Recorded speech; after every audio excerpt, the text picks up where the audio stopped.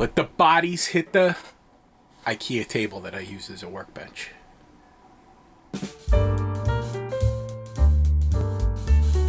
Hey, welcome back to Frank's Modelworks. I'm Frank. Part 4 already of the 3D printing series. So just to sum up what I've gone through already. In the first episode, I tried to urge you to, in some way, shape, or form, get involved with 3D printing because it's going to be the hallmark of this current golden age of scale modeling, particularly model cars.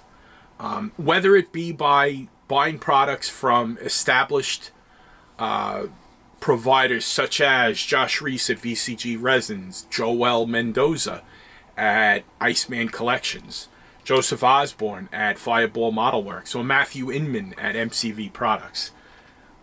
Even if you just go on their website and order some stuff, I think you will find that 3D, and you'll agree with me, 3D printing is going to be the hallmark of the next golden age. Which is great. And even if you buy a 3D printer, which I urge that you do, and at the very least, look into it.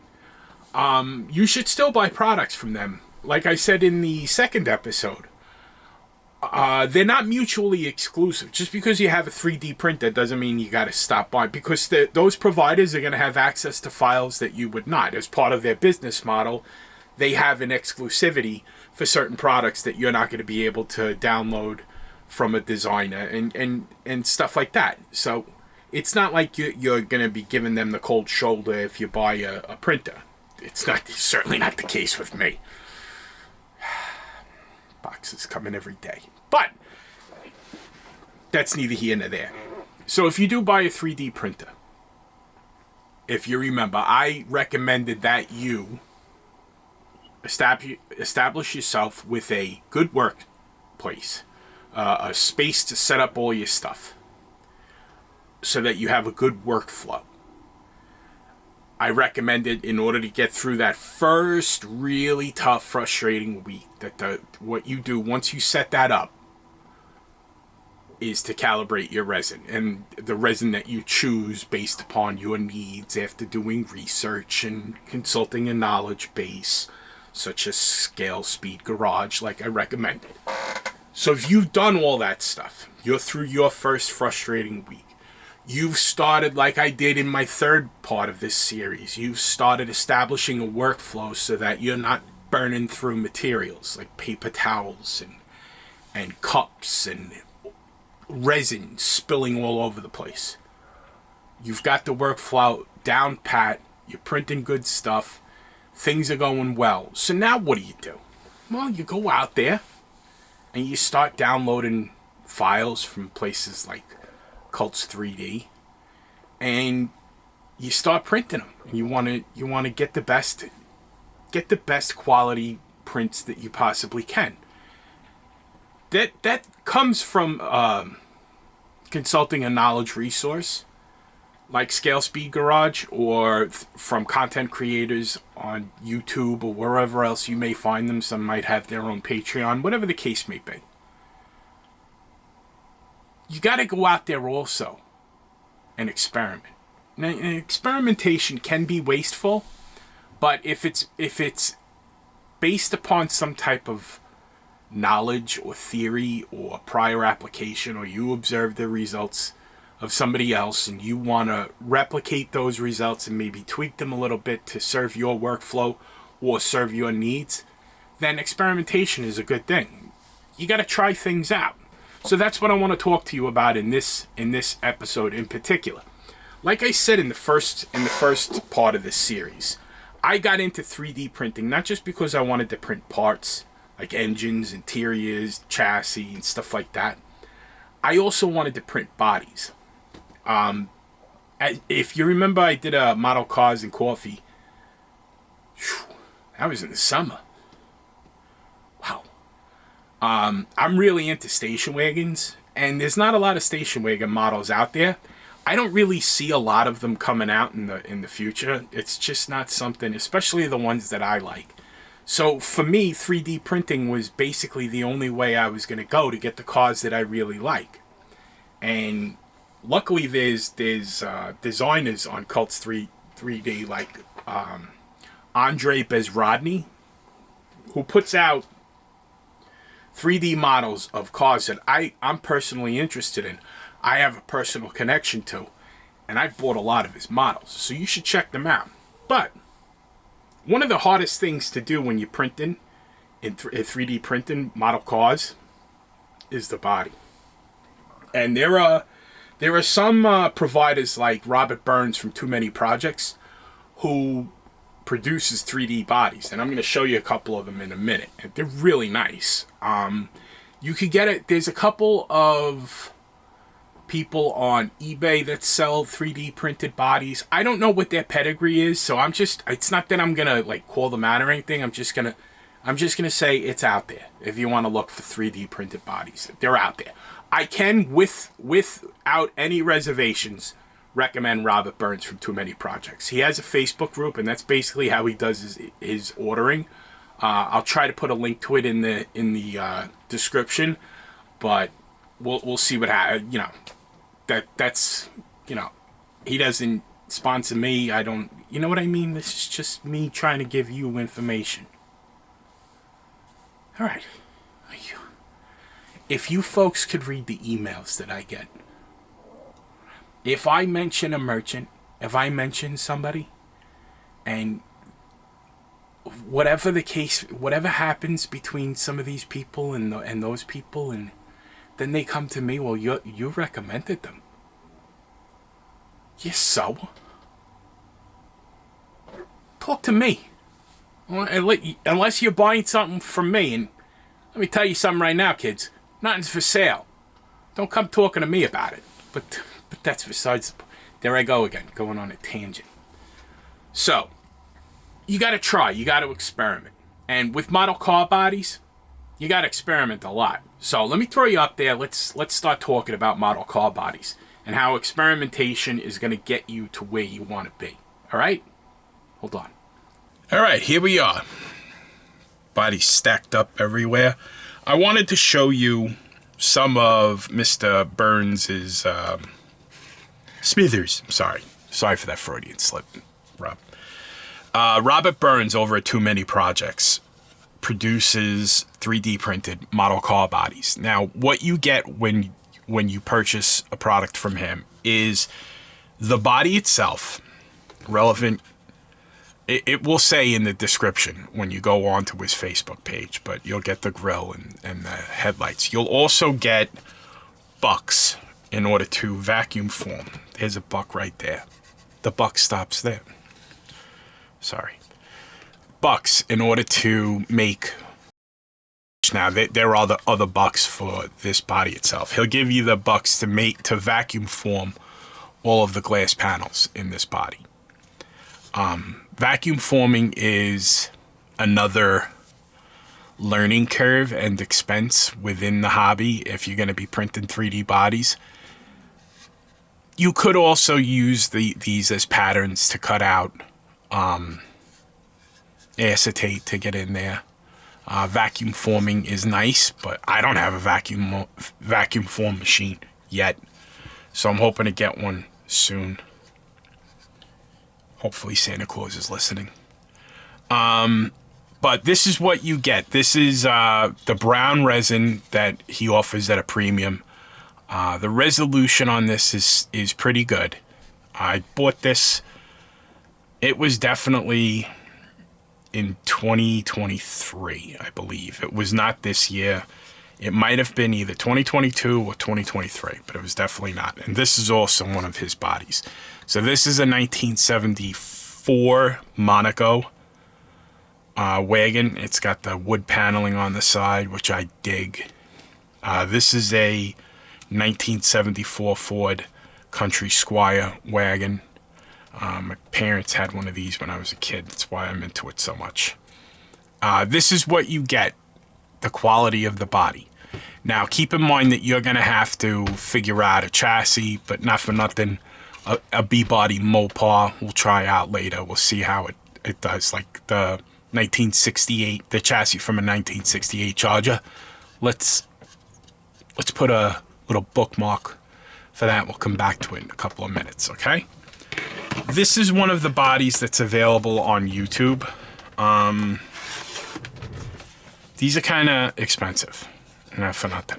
And for what you get, I think you're better off with Too Many Projects. This will come in a kit with an interior, but it's not that. It's not really. When I see what can be done, I'd kind of stay away from it. As I'm looking I'm looking at the monitor right now on my camera, and I could see Z shifts. So I could tell you that this body was printed probably at around that orientation on a build plate like this. So you're looking at, it was probably built kind of like that steep, which is good, but there was still a shift in the Z-axis. See how knowledgeable I'm becoming? Which is accurately to say I'm not knowledgeable in any of this stuff. But when I first started printing, after I printed the Rook, which is a ubiquitous thing that people who buy Elegoo printers do, is one of the test pieces that they give you on the thumb drive for the printer, is a Rook, a chess piece. So I printed the Rook and then immediately went to print a body. And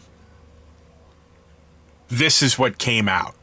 This is a Plymouth Valiant. I believe it's a 1970. Yes, it is a 1970 Plymouth Valiant. Now, I look at this thing now, and it's bad. I remember when it first came off, because it actually printed and didn't fail. I'm like, okay, maybe I could work with this.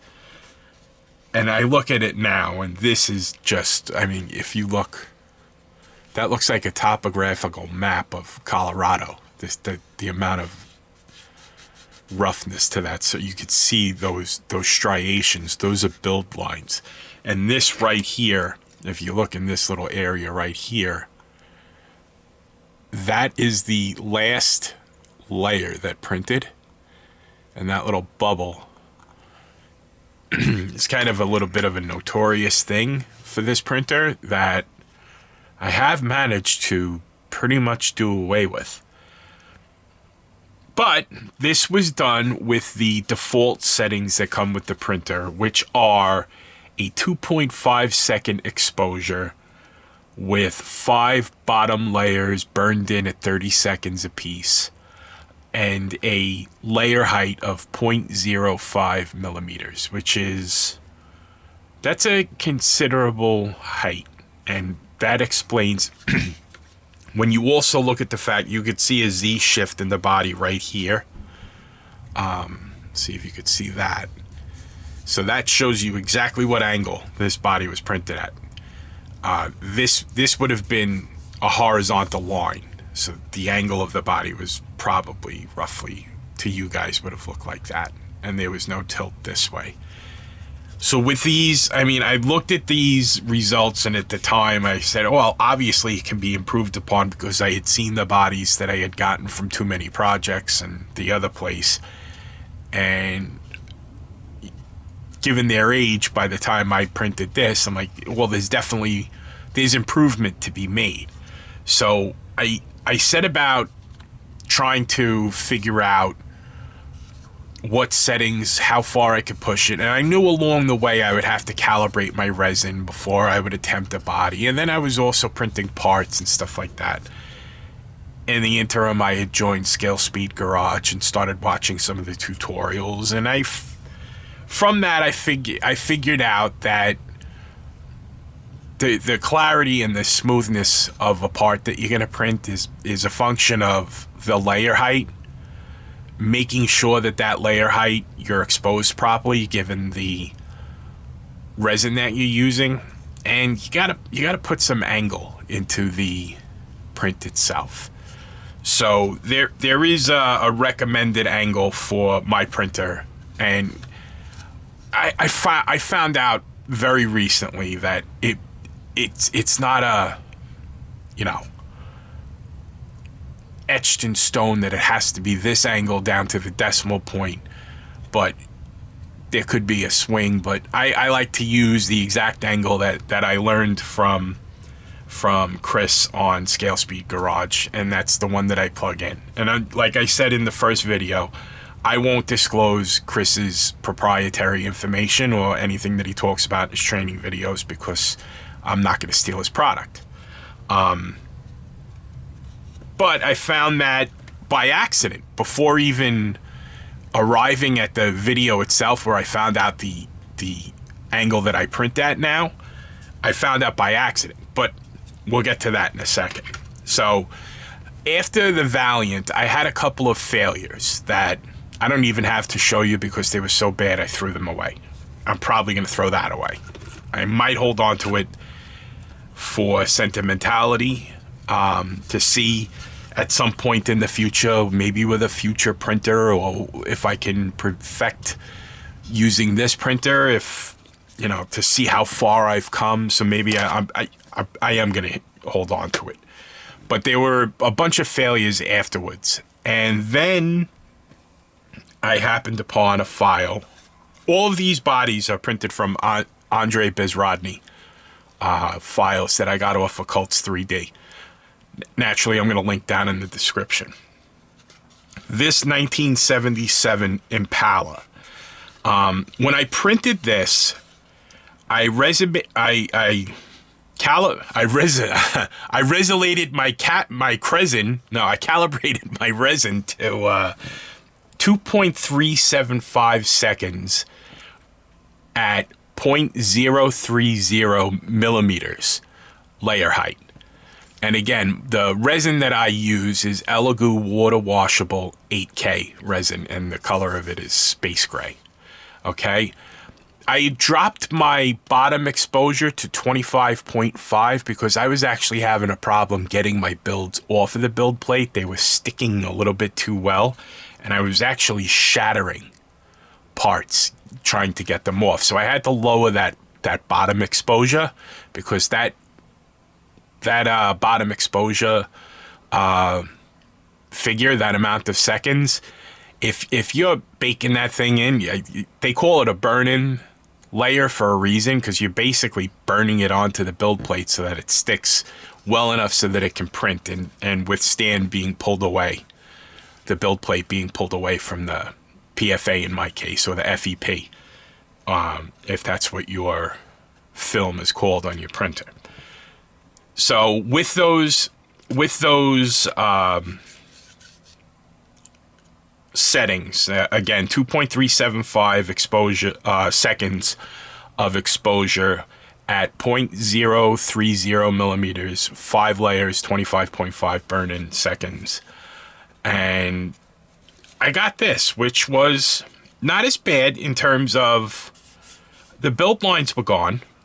I had put in more angle, because this is actually a rather large, it's a fairly long, it fits on the build plate with no rotation, but with the supports stick off the end, and it for whatever reason, I started tilting my bodies. So one thing I noticed with Chidubox is it will not put supports on the side of the body, which is not so much a big deal if you just print them flat to the build plate. But once you start tilting them and angling them, you could have a problem. And you could actually see here, there's a warp, there's a dip in this side of the body, because it wasn't supported on the inside. So, although this body could kind of be used, I guess, maybe I could try to get this warp out. This is kind of a failure, but I still haven't thrown it out, because it's an advancement. It's definitely an improvement over this. So it was a next step in the experimentation process to get to where I'm not quite at yet, but I'm working towards getting there. Okay, so what I did was I took the file itself, used the same, and I forget what the angles that I used were, but they were extreme enough that I needed to support the sides, so I supported the sides, and you could see by the dimples in there that there were definitely supports on the inside. And yes, I understand that you can change the depth that the supports burn in. I know. I'm working on it. It's a process, okay? So I appreciate your input. Thank you. This one turned out a lot better. I actually like it. Now you'll notice that there are supports, pimples from them in some areas, and they're going to have to be removed. Now this body is usable, and it's going to be used one day. So getting these off is actually not that hard. I mean, it's not really that big of a deal. I could probably do this side of the body in an hour and have it ready for primer. It really isn't a big deal to have these little support pimples on there. I'd rather have support pimples there than build lines, because build lines are going to be all over the body. They're going to be everywhere, and they're going to be in hard to reach places. If you look at the Valiant, I mean, they're here. They're everywhere. They're not as much on the sides, but they might as well be. You can actually see a little bit here that there's build lines, and it's just, this thing's a nightmare. But the improvement that I saw, I'd rather deal with these little pimples than build lines. Build lines, and keep in mind, you're sanding resin. So resin dust is pretty nasty stuff. You should be wearing a respirator when you're sanding it. That should go without saying, but I have to reiterate it because of the gatekeeping and neck bearding. So, which, at this point I might actually make a separate video about gatekeeping and neck bearding, but whatever. So that's where we stood with that. So I liked what I was getting done as far as my settings go, and that's when I moved on to this. This is a 1968 Coronet station wagon. Now this is a long feller right there. This barely fits on a build plate. And with this one, I inadvertently stumbled into the world of much smoother printing. And this was before I knew about the angle that Chris recommends for my type of printer on his site. I just stumbled across it by mistake. So this body was printed out of necessity to fit it on the build plate and get it all on there at an angle that, to you guys, if you're looking, if my build plate is here, this thing was built like this, and then tilted this way, and then turned this way, so that it would fit, and I could get all of the body and the hood. Did I? Yeah, I did. I printed the hood. No, I didn't print the hood with this. To try to get it onto the build plate in this piece like this. And at the time, the settings for this, I had recalibrated my resin to 0.025 millimeters at 2.325 seconds of exposure time with 5 layers of bottom exposure at 25.5 seconds. And I noticed that with the angle and with the reduction, this is really smooth. It's a lot smoother than the Impala. It's worlds smoother than the Valiant. And this thing came out pretty nice. Now, I do have some pimples for the supports, but like I just said, I'd rather deal with these than with build lines. So if I'm reducing the build lines, then, and I still have a smooth surface, but am I where I want to be yet? Almost. Listen to this.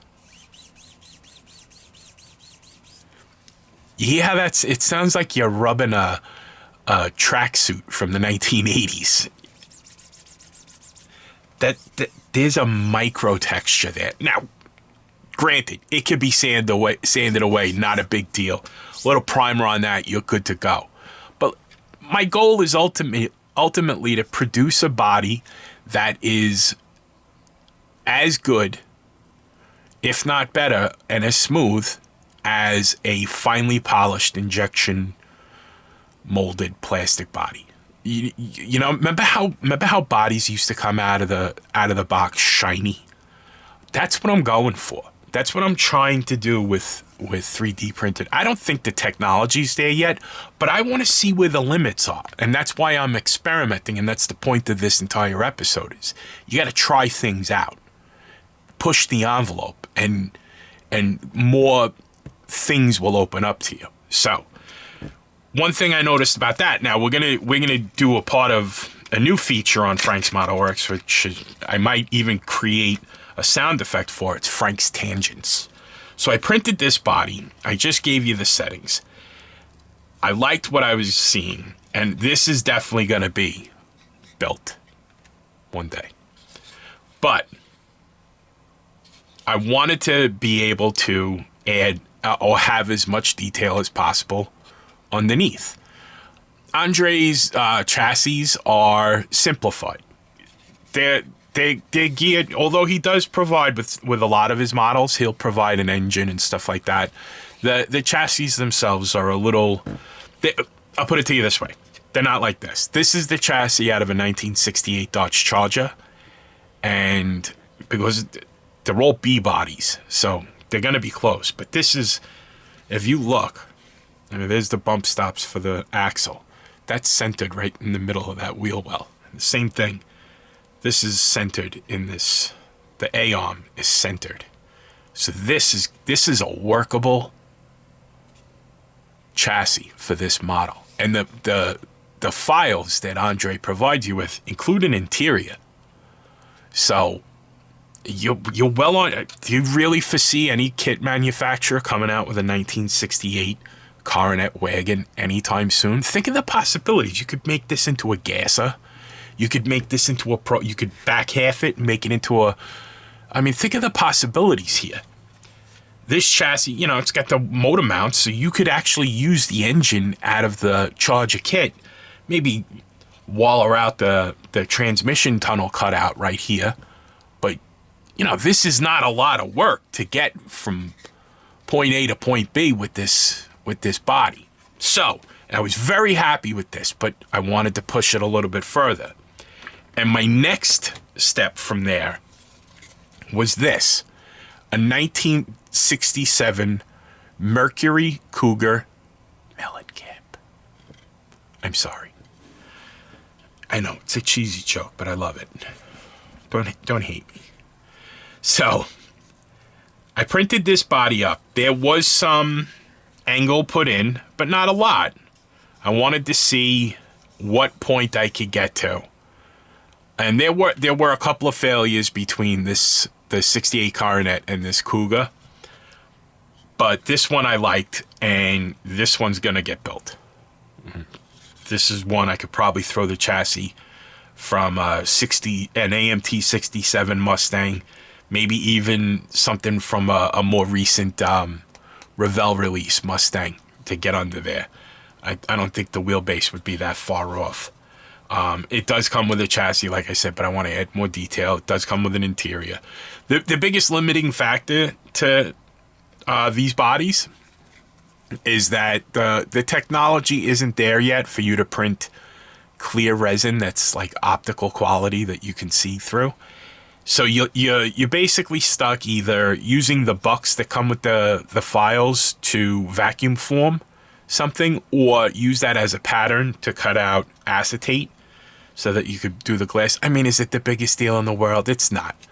But I'm sure we might be somewhere in the neighborhood where in our lifetimes we're going to see printed, 3D printed optical quality kit glass. Yeah, sure, I'll go on record and say it's probably the case. I mean, realistically. Now, as far as this, there's a couple of little sinkholes in there from the supports. Again, not a big deal. Totally workable body. And with this, the settings were a 0.025 millimeter layer height, but I did come down to 2.325 seconds exposure. I had calibrated my resin first, and Cones of Calibration version 3. Long live Puck the Adventurer. There will be a link to Tableflip Foundries, which provides that file for free, down in the description again. So I was trying to push the envelope while maintaining a reasonable setting profile for this. And this one didn't take all that long to print. This body, believe it or not, this was the first one where I got like a 9-hour estimate, and it took about 8 hours and 40 minutes or something to print this coronet. I think this one was done in about 6.5, almost 7 hours. So in the interim, I stumbled across the angle that Chris recommends for the Saturn series. And I started printing. I was still using, I actually moved to the 0.020 millimeters as my layer height. And my exposure, my calibrated exposure with that is 2.275 seconds of exposure using my resin, the Elegoo 8K, water washable. So at 0.020, my exposure is 2.275 seconds. I dropped the bottom layer exposure time to 24.5 seconds because I like to keep in a 10 to 12% range. So if my bottom exposure is 24.5, like you actually move, you go from the lower figure up. You want your layer exposure time to be 10 to 12% of your bottom exposure time. So at 24.5 seconds and 2.275 seconds for the exposure, it's within the 10 to 12%. And if you don't 3D print, this doesn't mean, none of this stuff means anything to you, and it's incredibly confusing to me, and I 3D print. It's not right. I've been doing this since September, and it's November? And I'm no expert, but I'm, like I said, I'm taking you along on the journey. So I wanted to push the envelope further, and I started printing at that lower layer height. So the thing that I'm trying to develop in my mind now is a relationship between print quality, layer height, and the angle at which it's printed. Because even with the 0.020 millimeter layer height, if I didn't angle, before I angled my pieces on the build plate within the specified number provided by Chris, I was getting build lines still. And my goal was to get rid of build lines. So once I plugged that angle in, and it was a night and day difference. I was able to start seeing Venturis in a 4-barrel carburetor in 1/25th scale. And I was ecstatic. I started reprinting everything that I had printed before that had build lines on it, and throwing out stuff that I had already printed that had build lines in them. And finally I said, you know what? Let's try. Let's try with a body. So that's where this came into the picture. This is a recent release of a file by Andrey Bezrodny. It's a 1966 Chevy Impala 4-door. And with this body, I used a 0.020 layer height, a 2.275 second exposure, calibrated, and the angles were fairly abrupt. So this would be, if this is the build plate, this body was printed at an angle like this and tilted almost over onto this side and then shifted that way. It was a fairly abrupt angle. And because of the layer height being so low, that means that there's going to be more layers to print at 2.275 seconds each. So naturally, it's going to take a long time.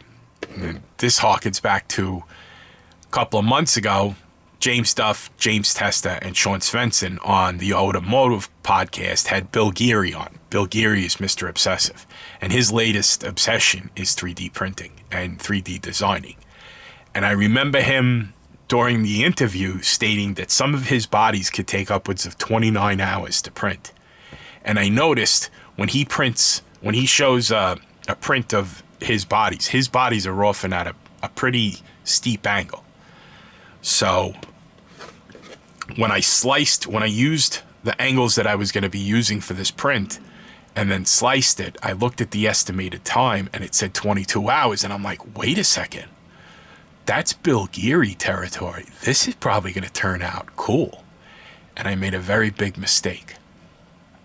I took a picture of the screen of my printer, and I should have cropped out the part that shows, because on your printer it'll show a picture of what you're printing with the Saturn. I don't know what other printers do, but this, and I should have cropped where it showed the angle that this was going to be printing at.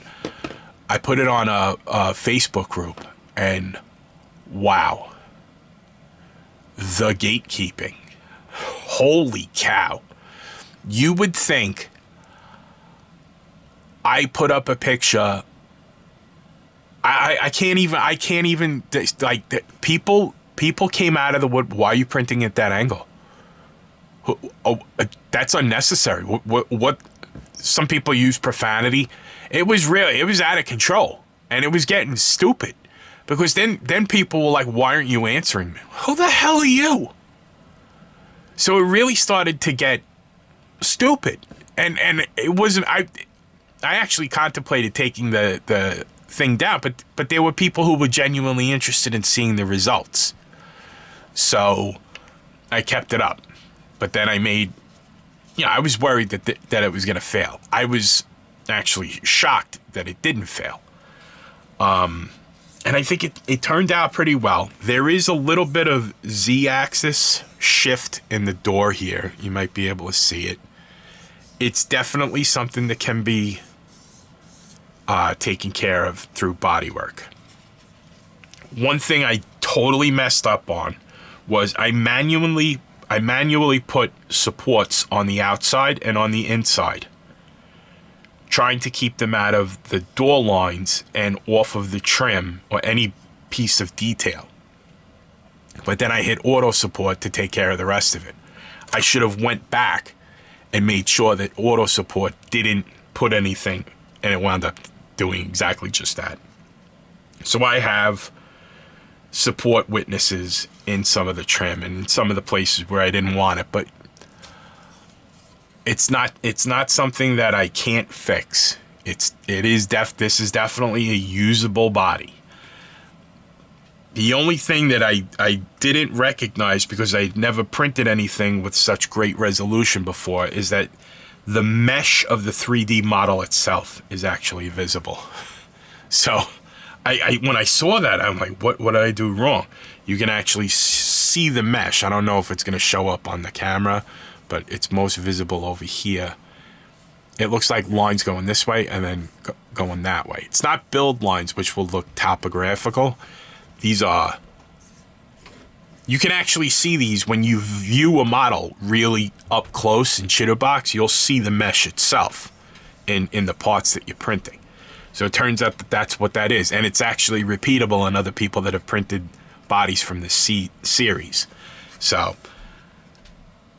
I'm very happy with these results. But there's a specific reason why I'm happy with these results, particularly for this body. And this is what makes me so happy about 3D printing in general. this is opening up a new world to me. And it's a world that I'm completely and totally unfamiliar with. I totally, there's one thing, I don't have a technical acumen. I am a trainable monkey who can write well. And I have like a small sense of humor. But beyond that, when it comes to mathematics and physics and trigonometry and all that, you lose me.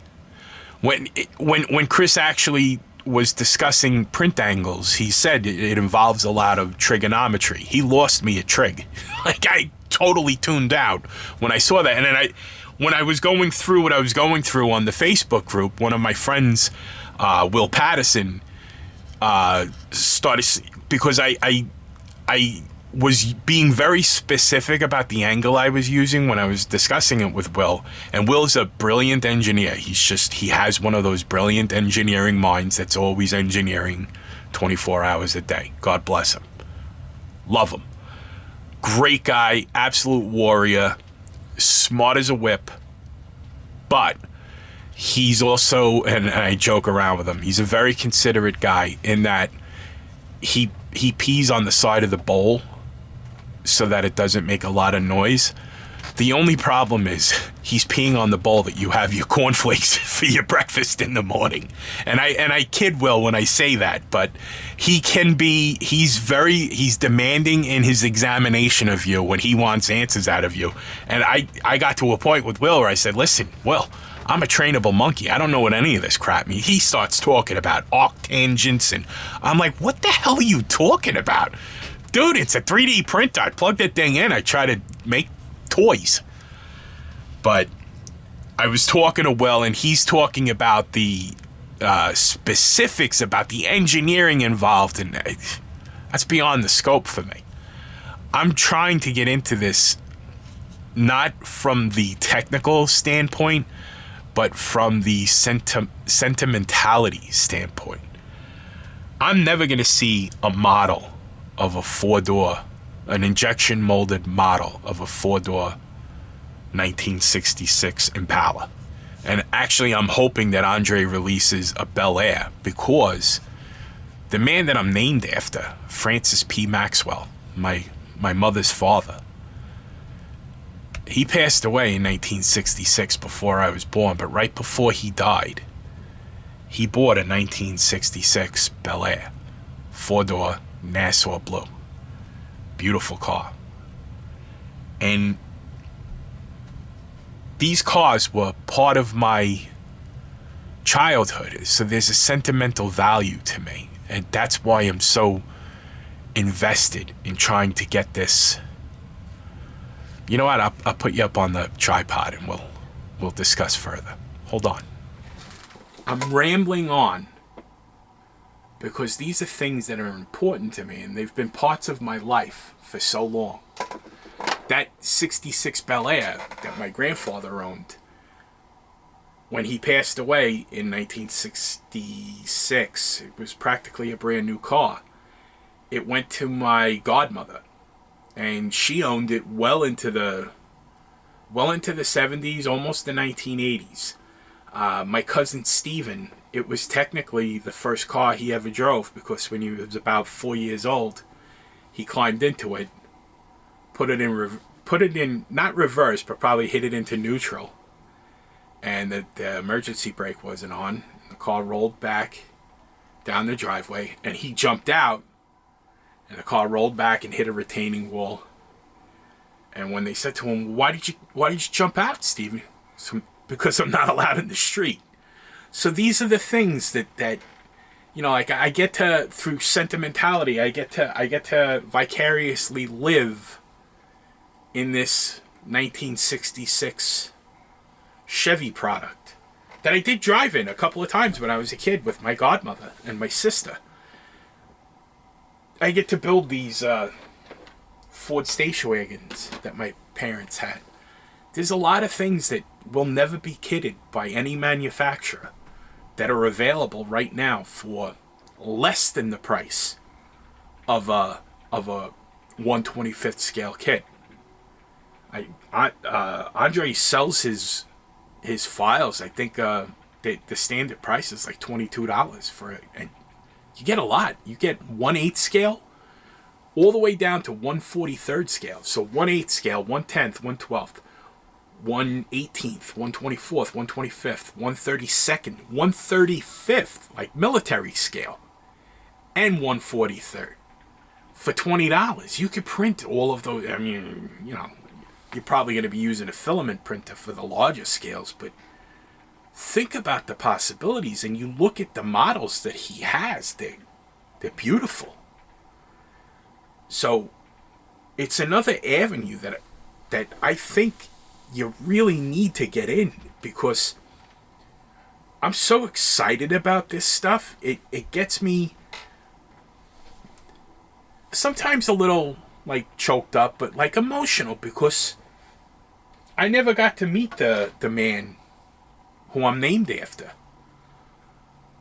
But I would like to have a model of his last car. I'd like to build a model and give it to my cousin Steven and make him laugh and say, oh, I built you a model of the first car you ever drove.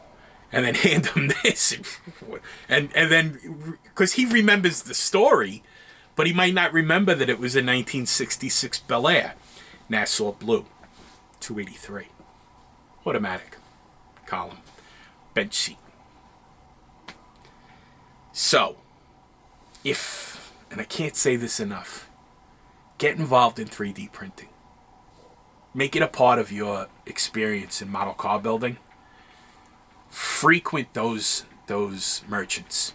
Joel Mendoza, Iceman Collections. Josh Reese, VCG Resins by Reese. Joseph Osborne, Fireball Modelworks. Matthew Inman, MCV Products. Join Scale Speed Garage with Chris Bell. Trust me, you're not going to be upset that you did. I wouldn't steer you in the wrong direction. I think that if you listen to me, you're opening up a whole new world for yourself. With that said, it's the holiday season, folks. I want to wish you all very happy holidays, all the best health and happiness for you and your family, now and in the new year. As always, I got Frizzo's back. Love you, pal. I appreciate your support. Now more than ever. I want to build the momentum again with this channel. And I want to take you all along with me. Because there's a lot of things that we have to talk about and we have to discuss. And there's a lot of catharsis. There's a lot of sentimentality. And there's a lot of good feelings that we can have through this hobby. And I want to share them with you.